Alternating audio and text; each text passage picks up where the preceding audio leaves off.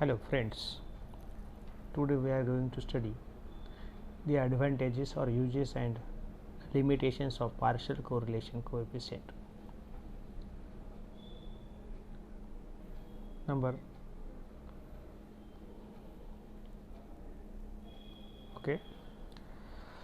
In the last periods we have studied some problems on partial and multiple correlation coefficient. Now theoretical part, advantages and limitations of partial correlation.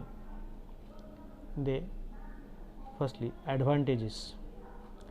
The function of partial correlation analysis is the measurement of relationship between two factors with the effects of one or more other factors eliminated. Means here we are going to study the relationship between two factors, and remaining all factors we are going to keep constant or we are going to eliminate, or there whatever effect is there we are going to make it neutral one. Number 2, if the assumption of the methods are true for a series of data, the power of partial correlation analysis is great. It means that we are assuming here the method is true and for a series of data, then the power of partial correlation analysis is the great. Number 3, partial correlation is especially useful in the analysis of interrelated series. Means partial correlation is very useful or especially useful for what? For the analysis or in the analysis of interrelated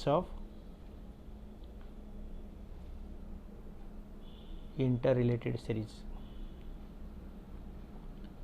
Number 5, it is particularly applicable to uncontrolled experiments of the various kinds in which such interrelations usually exist. Most economic data fall in this category. Means particularly applicable to uncontrolled experiments of various kinds. Uncontrolled experiments means on which experiments we are unable to control.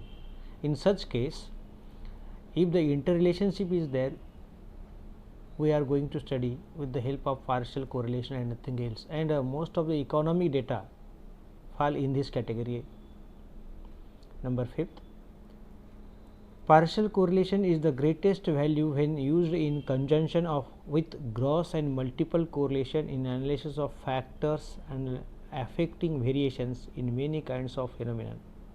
Means gross means simple correlation, multiple correlation and simple correlation या दोघांच्या सोबत आपण जेव्हा आपण विचार करू तेव्हा partial correlation is of the greatest value when used in conjunction with the gross and multiple correlation in analysis of the factors affecting variations in many kinds of phenomenon. अनेक प्रकारचे घटक या ठिकाणी परिणाम करतात त्याचा आपण या ठिकाणी अभ्यास करू शकता.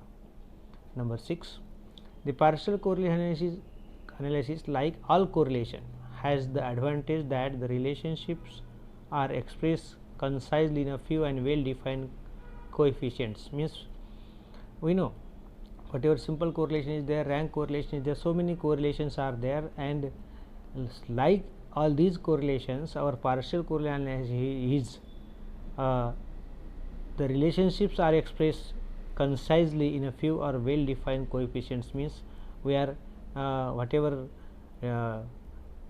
relationship is there in between the variables is expressed concisely in the form of well defined coefficients, means formula. Number 7, it is adaptable to small amounts of data and the reliability of the results can be easily retested. म्हणजे small amount of data adaptable आहे, त्याचबरोबर reliability of results also easily आपल्याला test करता येतं, otherwise not. Now limitations of partial correlations. The usefulness of the partial correlation analysis is somewhat limited by the following basic assumptions of the method. Means following are the limiting factors of the we are assuming here under partial correlation analysis, and the limiting factors or assumptions are as follows. Number A, zero order gross or simple correlation must have linear regression. We assume there whatever zero order gross or simple correlations are there, Zero order means simple correlation in between two only. Gross means same, simple means same. We are assuming here what? Linear regressions.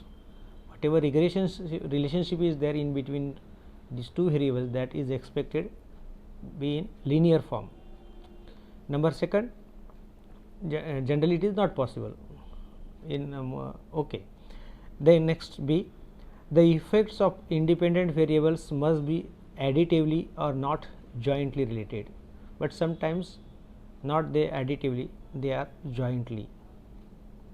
Now third assumption, the number of observations in a gross or simple correlation should be fairly large because the reliability of the partial correlation coefficients decreases as its order increases.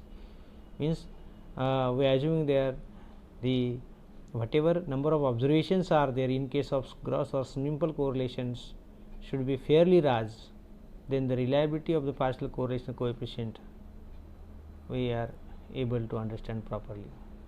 Number second, partial correlation analysis still possesses the disadvantages of laborious calculations and difficult interpretation for even for statisticians also. Means we know by using calculator we are able to find in easy way the value of partial correlations, but actually it has the disadvantage of laborious calculations and it is also difficult to interpret for even for statisticians also in some cases. Number